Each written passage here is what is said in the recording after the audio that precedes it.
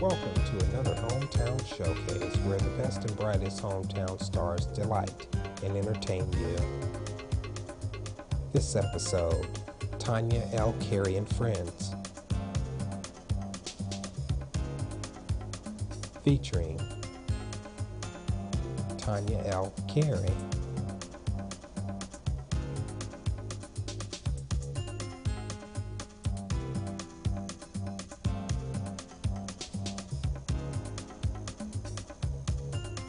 Ron Gamble.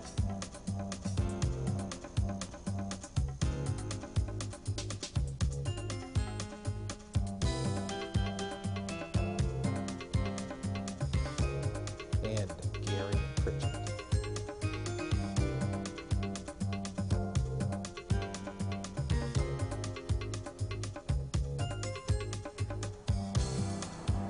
Who's Tonya Carrie?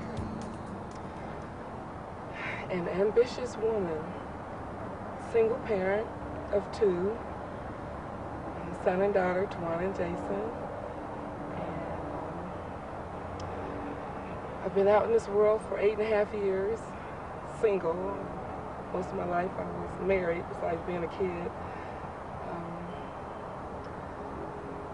I started doing stage acting in high school, and then I did some modeling, and I've done a few catalog works, and I did runway, which is, I can't say that's really my forte, but something about acting into characters.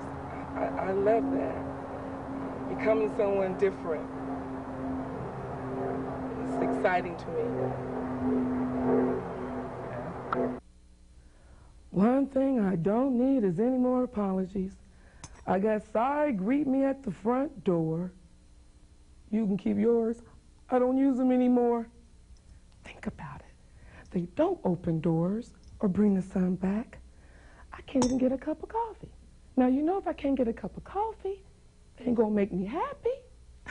I'm just simply tired of collecting them. I can't get to the clothes in my closet for all the sorries. No. Better than that, I can't get no more clothes in my closet for all the sorries.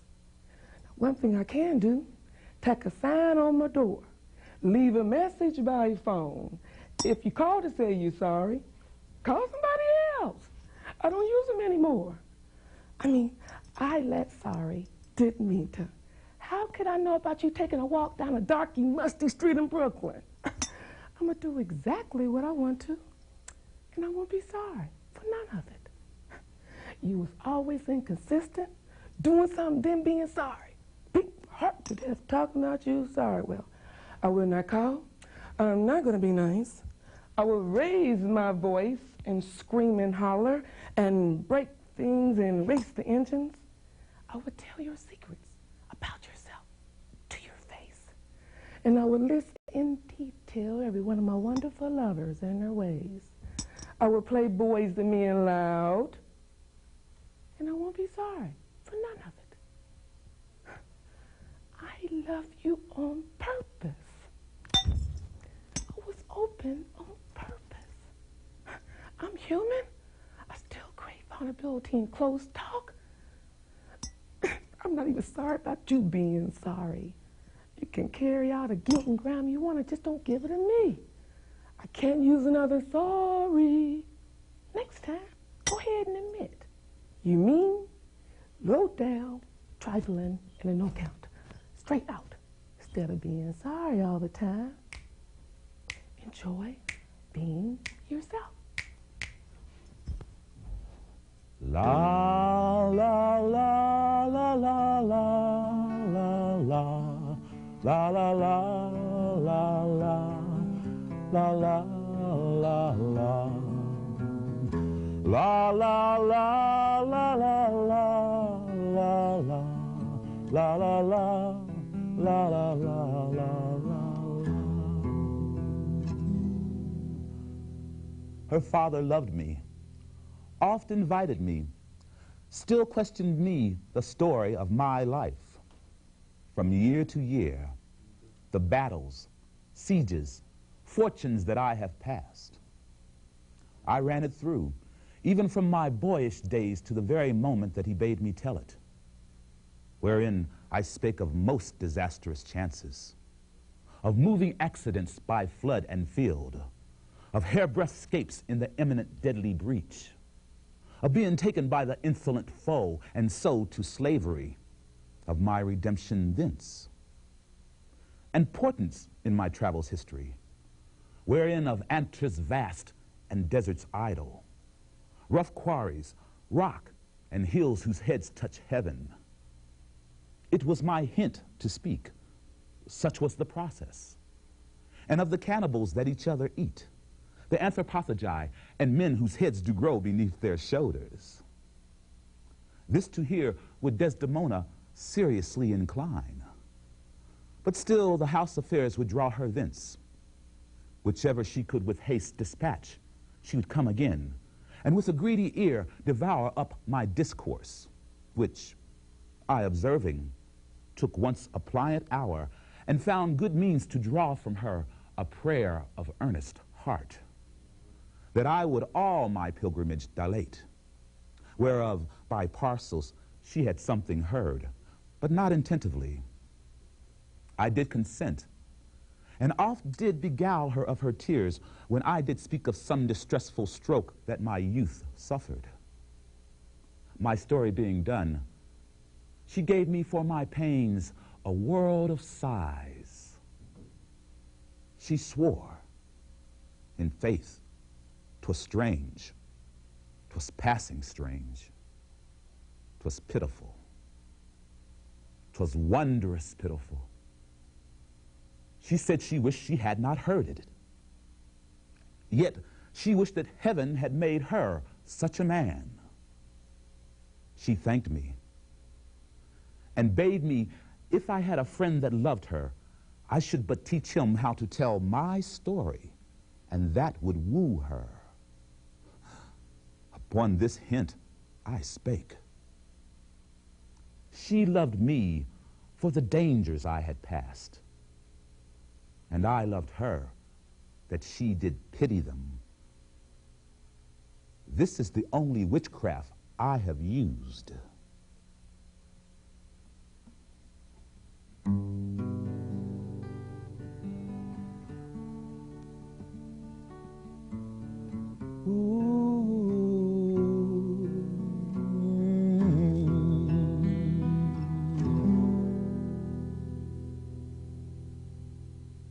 I definitely see myself on Broadway, on or off. I'm not real picky right now.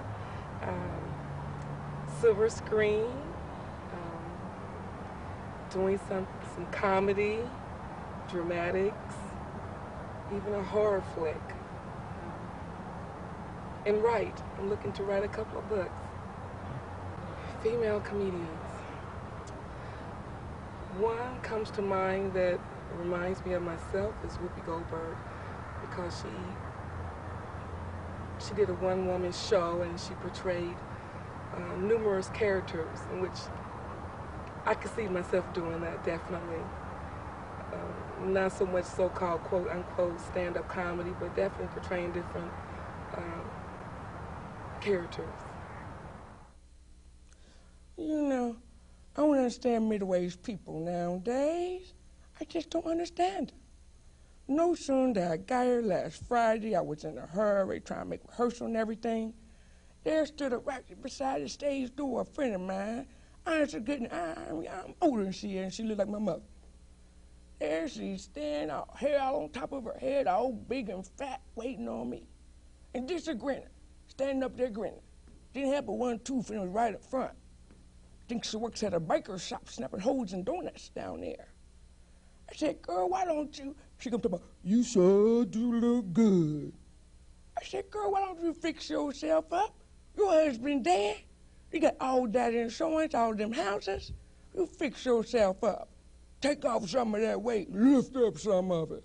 You ought to be ashamed of yourself. And look at that head. She said, you don't make me feel so bad. I don't care if I do, you fix yourself up. She said, you make me feel like committing suicide. She said, how do I commit suicide? All you gotta do is get you a good 38 Make sure it's loaded all the way around, measure 3 inches below your left breast, and pull the trigger. Don't you know that fool went home and shot herself through disease?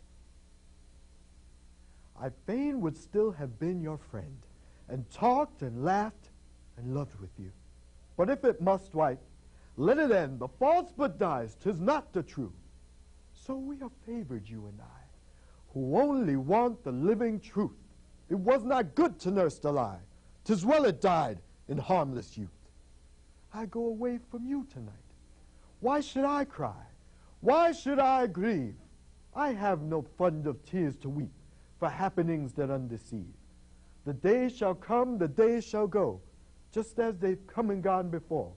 The sun shall shine, the moon shall glow, though you and I are friends no more. And in the volume of my years, where all my thoughts and acts shall be, the page whereon your name appears shall be forever sealed to me. Not that I hate you overmuch, 'tis less of hate, but love defied. However our hands no more shall touch, we'll go our ways, the world is wide.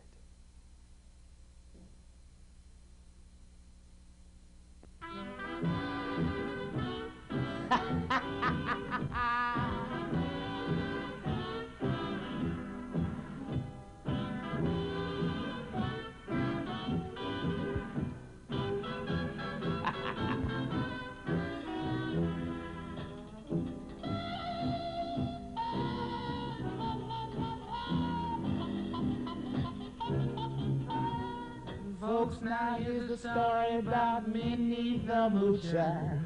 She was a red-hot hoochie coocher. She was the roughest, toughest frail, but Minnie had a heart as big as a whale. Hi-ho-de-ho, hi-de-hi-de-hi, hee-de-hee-de-hee, ho-de-ho-de-ho. Now she messed around with a bloke named Smokey. She loved him though he was cokey. He took her down to Chinatown. He showed her how to kick the gong around. Showed her how to kick the gong around. Howdy-ho, howdy-ho, howdy-hi, howdy-hi, woody-wee-wo, woody-wee-wo, howdy-ho-de-ho. Now she had a dream about the king of Sweden. He gave her things that she was needing. He gave her a home made of gold and steel, with diamond cars with platinum wheels. Waddy-woody-way, waddy-woody-way, oh baby, oh baby, wanna be with you, ho-de-ho, ho-de-ho. Now he gave her his townhouse and his racing horses. Each meal she ate was a dozen courses. She had $1 million worth of nickels and dimes. She sat around and counted them all 1,000,000 times. Woody-ho, ho-de-ho, oh Minnie, wanna be with me.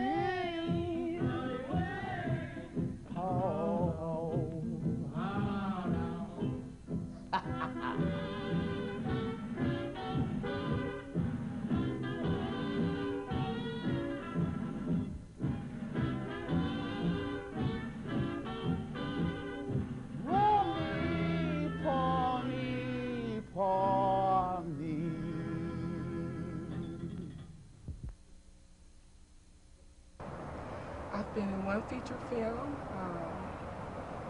My biggest was A Rage in Harlem. I started off as an extra, and to get that part, I auditioned. I didn't get a call in a day, so I sent a thank you card in the mail with a picture of my face and to the casting director. I was so excited when they called me the next day as an extra, and then that in turn turned into a speaking part, principal character. So I think that was, it wasn't my goal, but it turned out to be one of my goals. If you watch the movie Rage in Harlem, you see the stairway. I'm at the top of the steps with the other women on the end. But we was reshooting something. We was going up the steps, and we wasn't shooting then. And we was going up the steps at the same time, me and him, and there was this woman in front of us. She had this big, giant booty and a real small waist, and he was looking at her like he was going to eat a steak or something, you know, and I nudged him in his waistline. I went, "You like that, huh?" He went, "Wah, wah, wah, wah, wah." I said, "Oh, don't you hate stepping over all this glass and stuff we got to get through this to get to the bedroom?" And he looked at me, and I looked at him, and we got inside the bedroom. He pushed me back on the bed, because, you know, he knew I knew what I saw, you know. And he helped me up and kissed me on my hand. I said, "I could write a book on you, man." And he said, "I bet you could." He said, "But you be that actress first." I will never forget those lines. My mama used to say, God made the exceptional, then God made the special. And when God got bored, he made me. Of course, you don't say much of nothing no more, not since I laid me this egg. Y'all see, it all got started when I had me sexual relations with the garbage man. Ooh-wee, did he smell? Not bad, no. He smelled of all the good things folks never should have thrown away. His sweat was like cantaloupe juice. And his neck was like a ripe red strawberry. And the water that fell from his eyes was like a deep, dark, juicy grape. Ooh, I tell ya, it was like having sex with a fruit salad, only I didn't spit out the seeds. I kept it right here, deep inside. But 3 days later, my belly commenced to swell real big like. Then it wasn't but a week or so later, my mama off at church, I got this hurting feeling down here. Worse than anything I ever known. And the pain had me howling like a near-dead dog, I tell you. I was yelling so loud I couldn't even hear it myself. No! No! Carrying on something like that. I guess it was too much for the body to take off. The next thing I remember is coming to, and there's this big white egg laying between my legs. First I thought somebody must have put it there playing some kind of joke. But then I noticed all around this egg was thin lines of blood that you could trace up between my legs.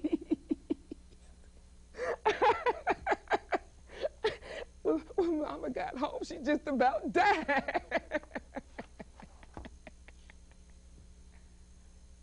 Norma Jean, what's that thing between your legs, girl? Norma Jean, you answer me, girl. It's not a thing, Mama. It's an egg, and I laid it. She tried to separate me from it, but I wasn't going to have it, because I knew any day now this egg's going to crack open, and what's going to be seen ain't be the likes of which nobody's ever seen. My babies. Their skin is going to turn all kinds of shades in the sun. And their hair, it be growing every which way. But it won't matter, because they won't care, because it's not every day a bunch of babies break out of a white egg to start to live. And nobody better not hurt my babies, because if they do, they're going to have to deal with me. Yes, any day now, this shell is going to break, and my babies are going to fly. Fly! Fly!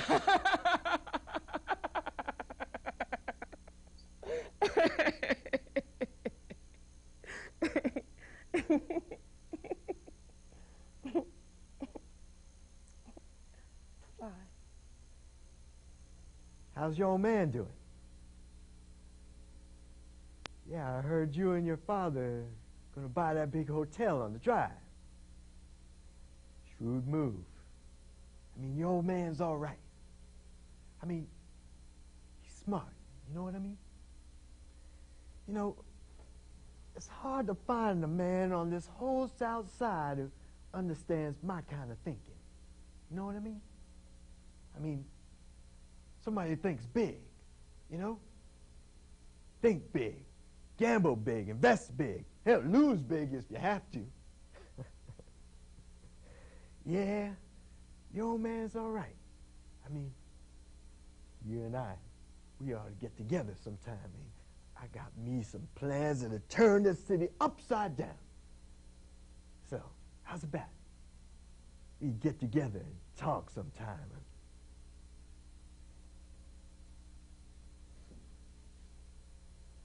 Yeah. I guess whenever you get the time, man.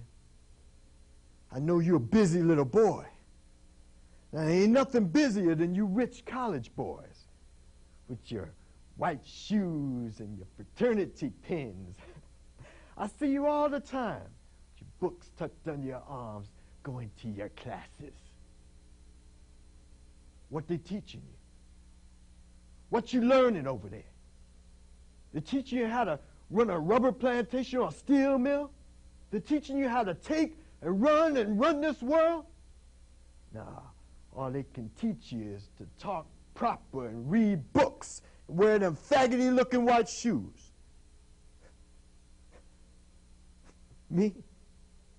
Bitter? Ain't you bitter, man? Ain't you just about had it yet?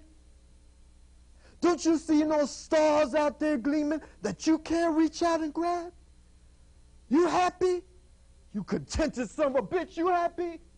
You got it made? Bitter? Man, I'm a volcano. Bitter? Here I am, a giant, surrounded by ants. Ants who can't even understand what the giant is talking about. Hell yes, I want me some yachts someday. Yes, I want to hang some pearls around my wife's neck. Ain't she supposed to wear pearls? Tell me, who is it decides which woman's supposed to wear pearls in this world? I'll say I'm a man, and my wife's supposed to wear some pearls in this world. When that man walks through that door, he's going to be able to write a check for more money than we ever had. It's important to him. I'm going to help him, Mama. I'm going to help him. I'm going to put on a show. I'm going to be fine, Mama. I'm going to be fine, Mama. I'm going to be fine. I'm going to tell that son of a bitch, that's your neighborhood out there. You have the right to have it the way you want it. You have the right to keep it the way you want it. Just write the check and the house is yours. And I'll say, you people, just put that money in my hand for God's sake. And you won't have to live next to no bunch of stinking niggers. And maybe I'll just get down on my black knees. And I'll say, oh, Grease, oh, great white father, oh, Captain Boss, man, please, Mr. Charlie. Just put some of that money in my hand for God's sake. And you won't have to worry about us messing up your white neighborhood.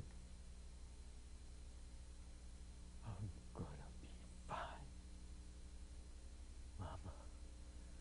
I'm gonna be fine.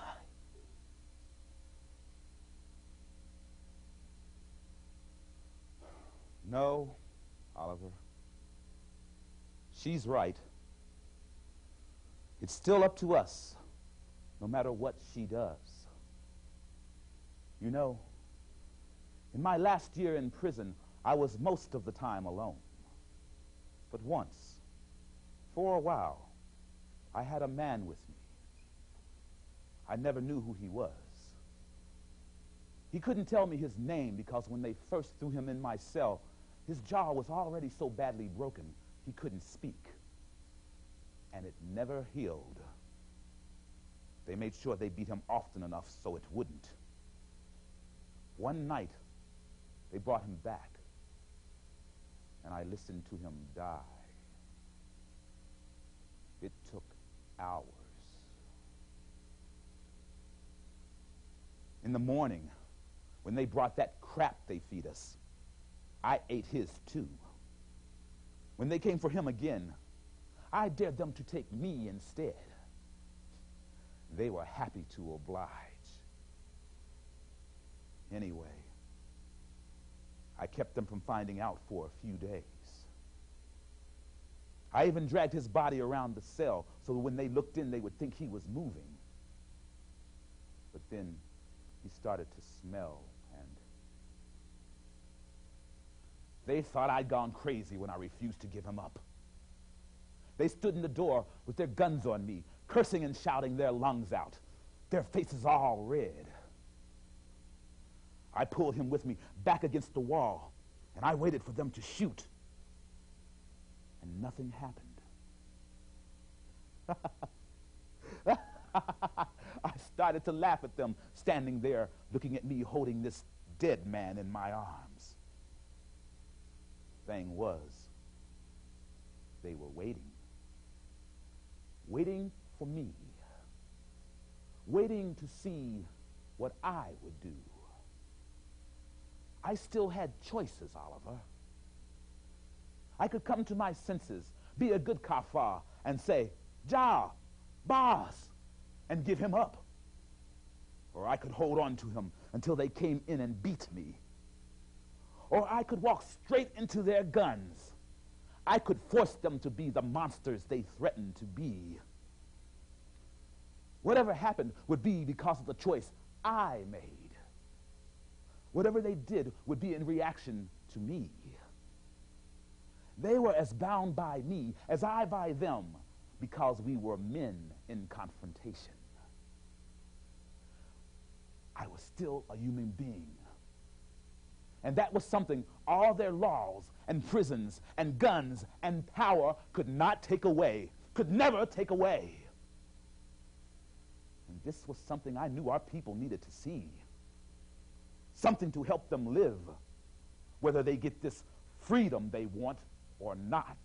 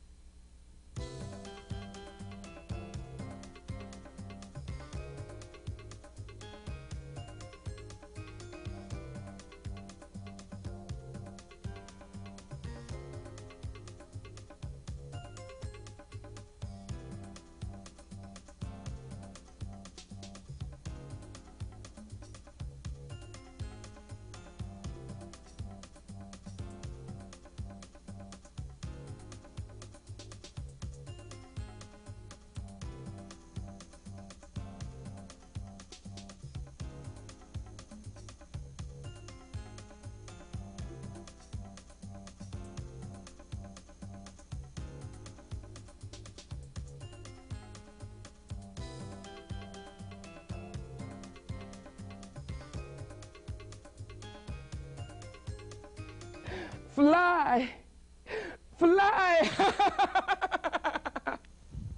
Uh-oh, oh, I fell over. Oh, no, can I do that over again? I fell over. Can you cut that some kind of